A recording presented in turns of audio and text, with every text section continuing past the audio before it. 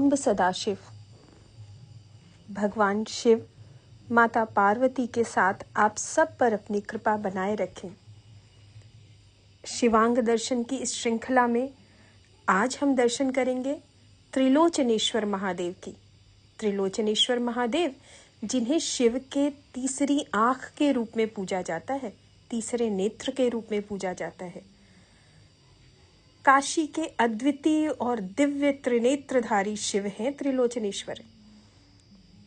प्राचीन नगरी काशी, जहाँ हर गली शिवमय है और हर शिला पर विराजते हैं स्वयं महादेव। इसी पावन भूमि पर स्थित है त्रिलोचन महादेव, एक ऐसा रूप जो शिव की दिव्यता, तपस्या और करुणा का प्रतीक है। काशी खंड में वर्णित उनके स्वरूप की महिमा अद्भुत है। त्रिलोचनम महादेवम विश्वस्यायतनम प्रभुम यत्र दृष्टवा नरः कश्चित् पापात् प्रमुच्यते ध्रुवम। काशी खंड में कहा गया है कि त्रिलोचन महादेव के दर्शन मात्र से व्यक्ति समस्त पापों से मुक्त हो जाता है। उनकी उपासना से चित्त शुद्ध होता है और मोक्ष का मार्ग प्रशस्त होता है। यूं तो काशी में हजारों शिवलिंग हैं, लेकिन त्रिलोचनेश्वर महादेव उन सब में विशेष हैं, क्योंकि यहाँ आप शिव को 3 दृष्टियों से नहीं, 3 सत्यों से जानते हैं। आइए उस शिव की शरण में चलें जो सिर्फ भूत ही नहीं, आपके भीतर का पूर्ण सत्य भी देखते हैं।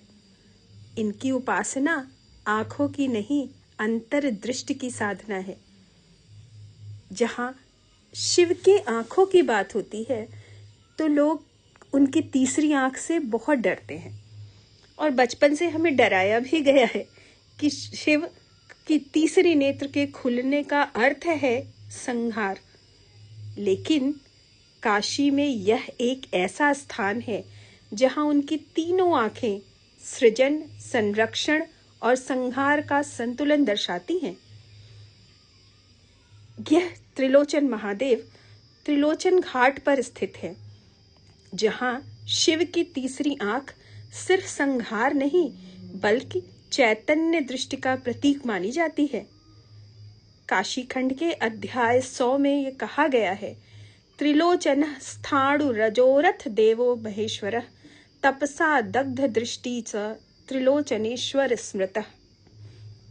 शिव की 3 आंखें तीनों कालों को देखती हैं, भूत, भविष्य और वर्तमान। काशी में त्रिलोचन रूप उनकी उसी चेतना का स्वरूप है, जहां वे न केवल संहारक हैं बल्कि पूर्ण दृष्टा हैं। त्रिलोचन महादेव केवल त्रिनेत्रधारी देव नहीं हैं, वे हैं हमारे अंतरात्मा के दृष्टा। उनकी कृपा से जीवन में दृष्टिकोण, संतुलन और परम सत्य की अनुभूति होती है। यदि आपने अभी तक त्रिलोचन महादेव के दर्शन नहीं किए तो अवश्य करिए और उनके चरणों में बैठकर आत्मशुद्धि की अनुभूति करिए। वैसे काशी खंड के अनुसार त्रिलोचन महादेव का मूल स्थान विरजा क्षेत्र में है। विरजा क्षेत्र का अर्थ होता है जो रजोगुण, माया, जन्म मरण से रहित हो। यह वह क्षेत्र है जहां व्यक्ति त्रिगुणातीत होकर मोक्ष की ओर बढ़ता है। इसे माया क्षय क्षेत्र भी कहा गया है, जहां मोह, माया और अज्ञान का क्षय होता है। वीरजा तीर्थ मित्युक्तम सर्व पाप प्रणाशनम यत् मृत्तिकया स्पृष्टो जीवो जीवन मुक्त भवेत। काशी में वीरजा तीर्थ वह स्थान है जहाँ की मिट्टी भी व्यक्ति को स्पर्श करते ही पापों से मुक्त कर देती है।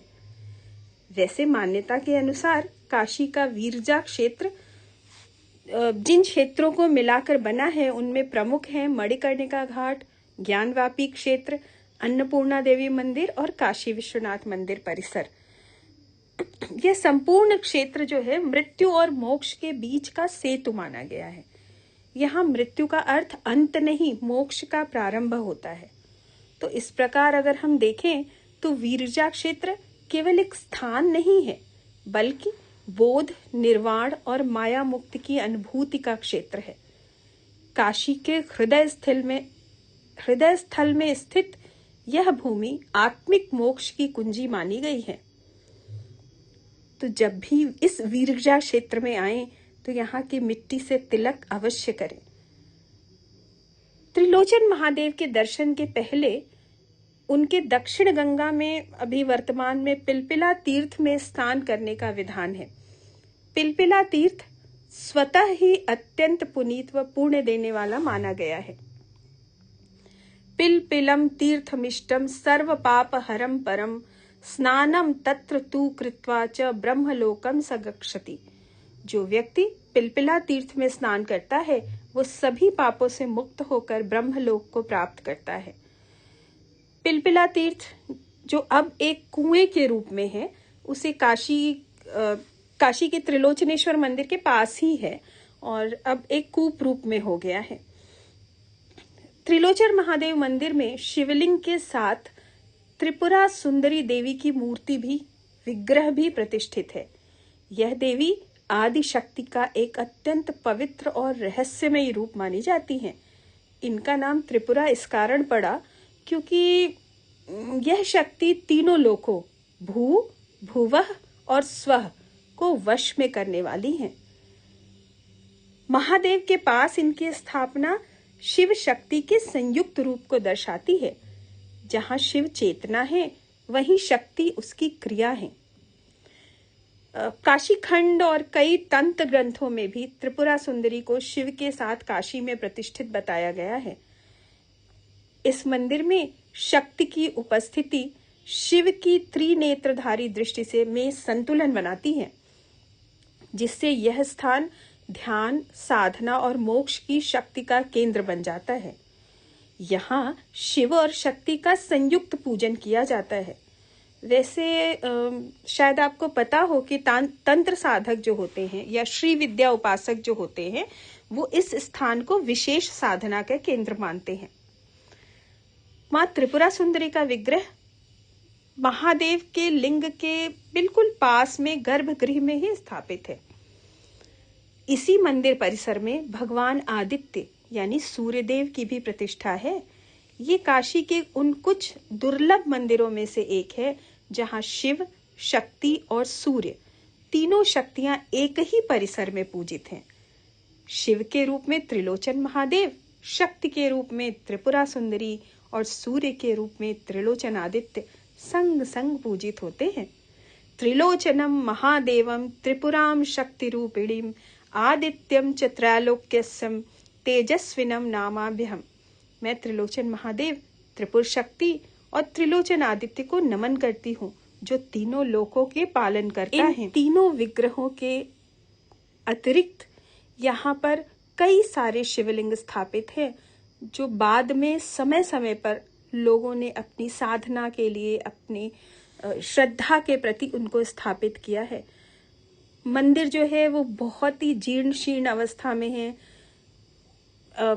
उसको सपोर्ट देकर जाली से बांध कर रखा गया है, लेकिन है वो बहुत जीर्ण शीर्ण अवस्था में। मंदिर के परिसर के अंदर ही मां काली का एक विग्रह है जो अद्भुत है, और सबसे अद्भुत है वो श्री राम दरबार। आपको बताऊं, जैसे ही मैंने श्री राम दरबार देखा मुझे लगा बहुत सारे लोग बैठे हैं, क्योंकि यहाँ भगवान श्री राम का दरबार आम जन के रूप में है। कुर्ता धोती पहने, सर पर टोपी लगाए, अद्भुत राम दरबार है यहाँ पर। और वो राम दरबार रामनवमी के दिन उसकी पूजा बहुत वृहद विशाल रूप में होती है। तो ऐसा राम दरबार का अवलोकन करने, ऐसे राम दरबार में भक्ति के पुष्प चढ़ाने आप जरूर आइए। और ये मंदिर परिसर जो इतना जीर्ण शीर्ण है अवस्था में है, पता नहीं कब तक रहेगा, इसलिए इस त्रिलोचन महादेव के मंदिर को दर्शन प्राप्त करें और भगवान शिव आप सबका कल्याण करें।